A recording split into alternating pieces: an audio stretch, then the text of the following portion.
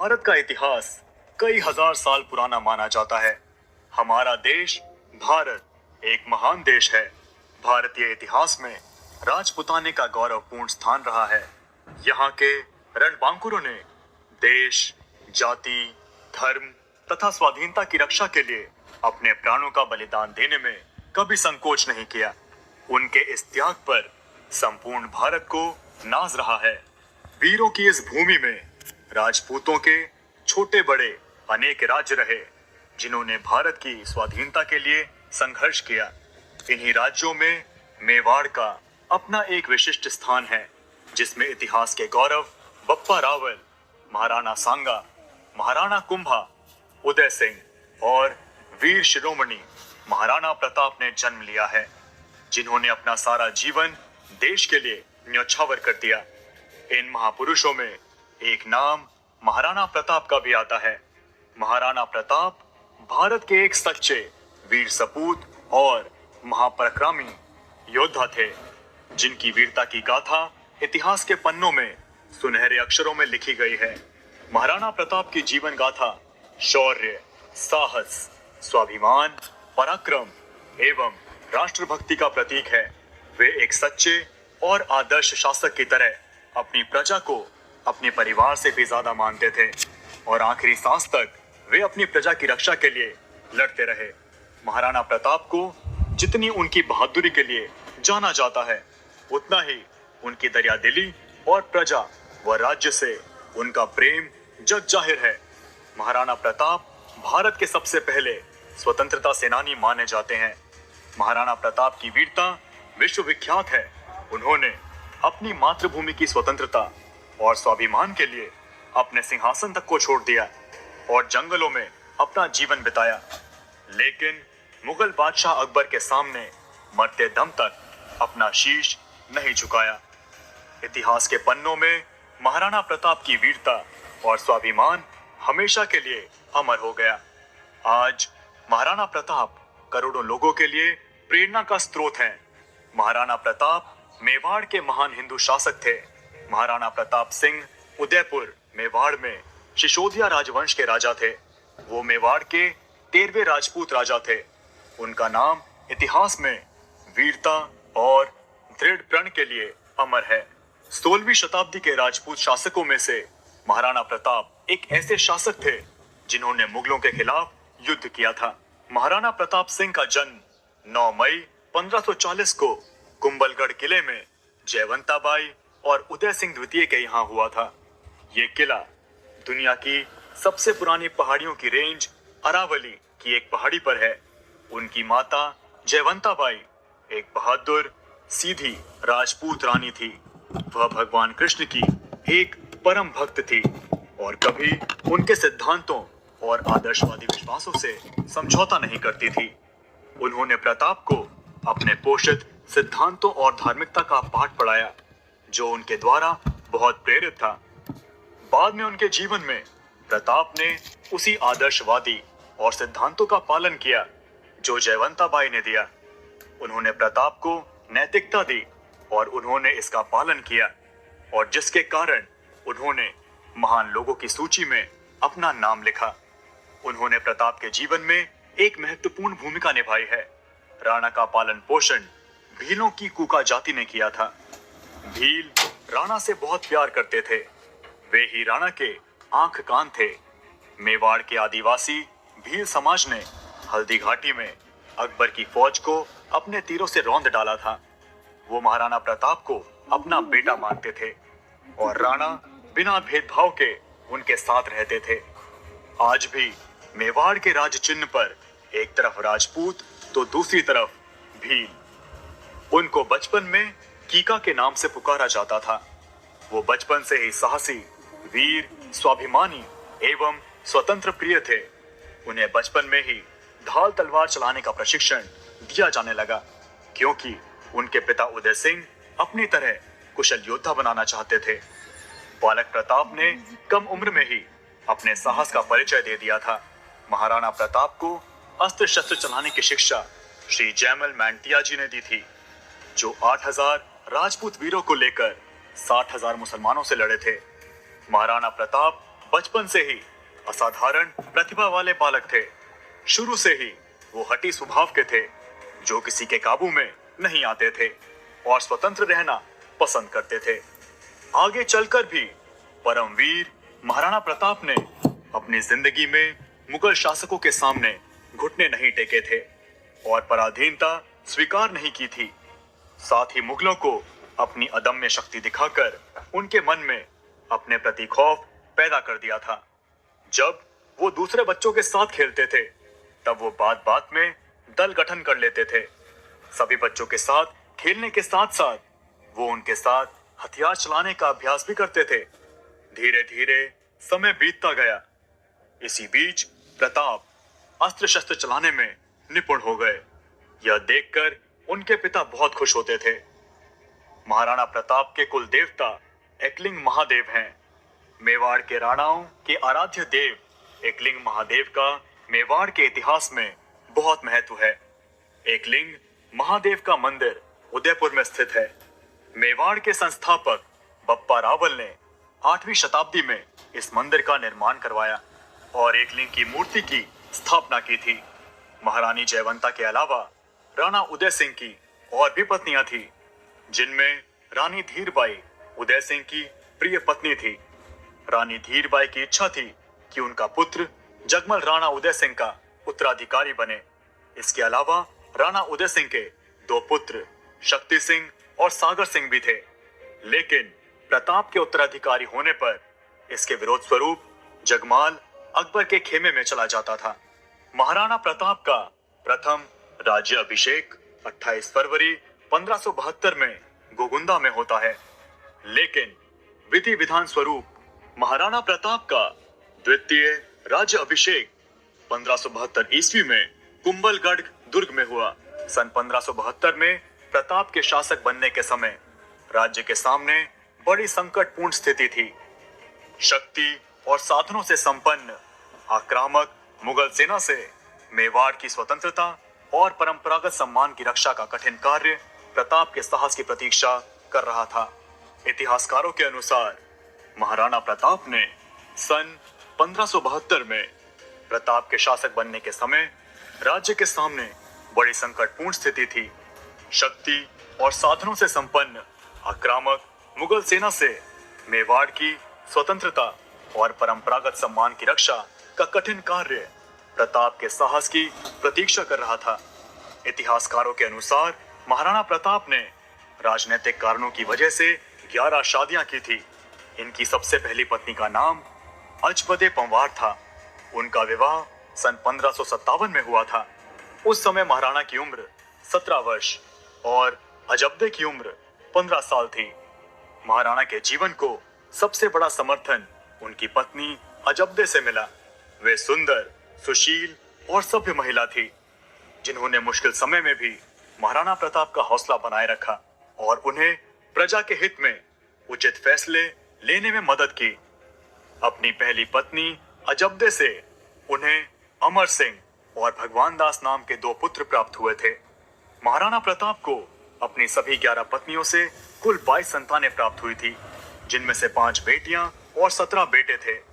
महाराणा प्रताप के सौतेले भाइयों को मेवाड़ की राजगद्दी नहीं मिलने पर उनके मन में महाराणा प्रताप के प्रति क्रोध और नफरत की भावना पैदा हो गई।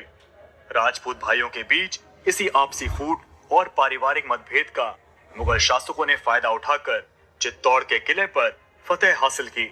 हालांकि इस हार के बाद महाराणा प्रताप और उनके पिता राणा उदय सिंह मेवाड़ की प्रजा की रक्षा के लिए किले से बाहर निकल गए। फिर महाराणा प्रताप ने अपनी कुशल रणनीति और बुद्धि विवेक का इस्तेमाल कर उदयपुर को फिर से एक समृद्ध राज्य बनाया और अपनी प्रजा को सुरक्षित रखा। महाराणा प्रताप के शासनकाल में सबसे रोचक तथ्य यह है कि मुगल सम्राट अकबर बिना युद्ध के प्रताप को अपने अधीन लाना चाहता था।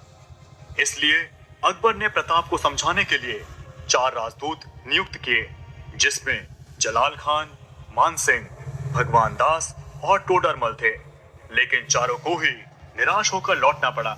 महाराणा प्रताप ने मुगलों की अधीनता स्वीकार करने से मना कर दिया।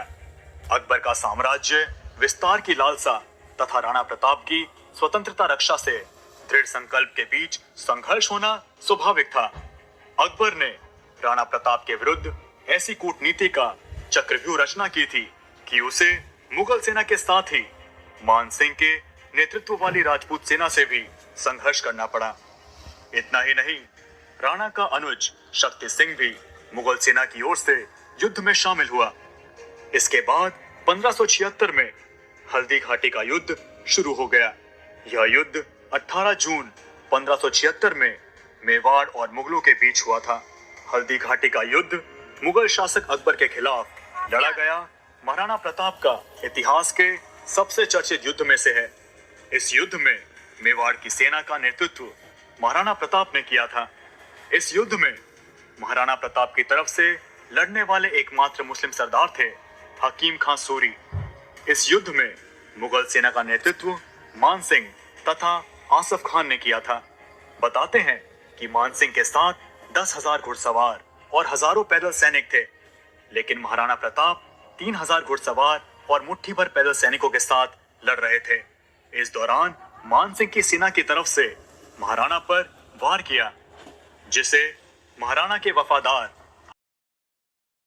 अपने ऊपर ले लिया और उनकी जान बचा ली।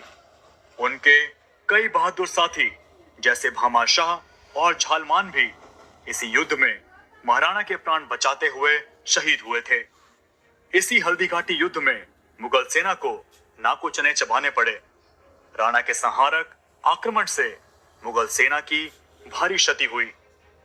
इतिहासकार मानते हैं कि इस युद्ध में कोई विजय नहीं हुआ।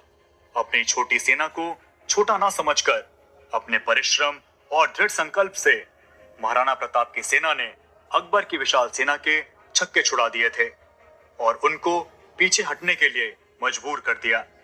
महाराणा प्रताप के प्रिय बहादुर घोड़े चेतक की मृत्यु भी इस युद्ध के दौरान हुई। चेतक महाराणा प्रताप का सबसे प्यारा और प्रसिद्ध घोड़ा था।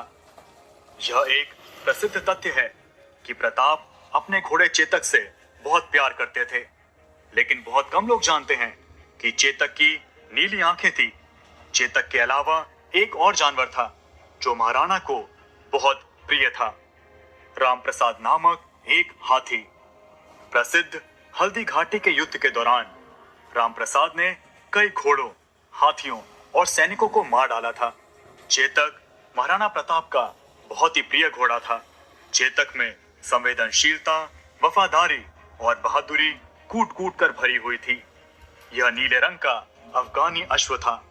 एक बार राणा उदय सिंह ने बचपन में प्रताप को राजमहल में बुलाकर 2 घोड़ों में से एक का चयन करने को कहा। एक घोड़ा सफेद था और दूसरा नीला। जैसे ही प्रताप कुछ कहने लगे, उससे पहले ही उनके भाई शक्ति सिंह ने उदय सिंह से कहा कि उसे भी घोड़ा चाहिए। शक्ति सिंह शुरू से अपने भाइयों से घृणा करते थे। प्रताप को नीला अफगानी घोड़ा पसंद था, लेकिन वो सफेद घोड़े की तरफ बढ़ते हैं और उसकी तारीफों के पुल बांधते जाते हैं। उन्हें बढ़ता देख शक्ति सिंह तेजी से सफेद घोड़े की तरफ जाकर उसकी सवारी कर लेते हैं। उनकी शीघ्रता देख राणा उदय सिंह शक्ति सिंह को सफेद घोड़ा दे देते हैं और नीला घोड़ा प्रताप को मिल जाता है, जिसे पाकर प्रताप बहुत खुश होते हैं। प्रताप की कई वीरता की कहानियों में चेतक का अपना स्थान है। चेतक की फुर्ती के कारण ही प्रताप ने कई युद्धों को सहजता से जीता। प्रताप अपने चेतक से पुत्र की भांति प्रेम करते थे। उसने हल्दी घाटी के युद्ध में अपने प्राणों को खोकर निडरता, स्वामी भक्ति और वीरता का परिचय दिया। बताया जाता है कि जब युद्ध के समय मुगल सेना महाराणा प्रताप के पीछे पड़ी थी, तब चेतक ने महाराणा प्रताप को अपनी पीठ पर बिठाकर कई फीट लंबे नाले को पार किया था। इस नाले को पार करते समय चेतक वीर गति को प्राप्त हुआ। हल्दी घाटी में आज भी चेतक की समाधि बनी हुई है। हल्दी घाटी का युद्ध भारतीय इतिहास की प्रसिद्ध घटना है। इससे अकबर और राणा के बीच संघर्ष का अंत नहीं हुआ, बल्कि लंबे संघर्ष की शुरुआत हुई। हल्दी घाटी का युद्ध इतना भयंकर था कि युद्ध के 300 सालों बाद भी वहां पर तलवारें पाई गई। आखिरी बार तलवारों को जखीरा 1985 को हल्दी घाटी में मिला था। हल्दी घाटी के ऐतिहासिक युद्ध के बाद महाराणा प्रताप परिवार सहित जंगलों में विचरण करते हुए अपनी सेना को संगठित करते रहे। महाराणा प्रताप का हल्दी घाटी के युद्ध के बाद का समय पहाड़ों और जंगलों में व्यतीत हुआ। अपनी गुरिल्ला युद्ध नीति द्वारा उन्होंने अकबर को कई बार मात दी। महाराणा सुकुमार राजकुमारी और कुमार घास की रोटियों और पोखरों के जल पर ही किसी प्रकार जीवन व्यतीत करने को बाध्य हुए।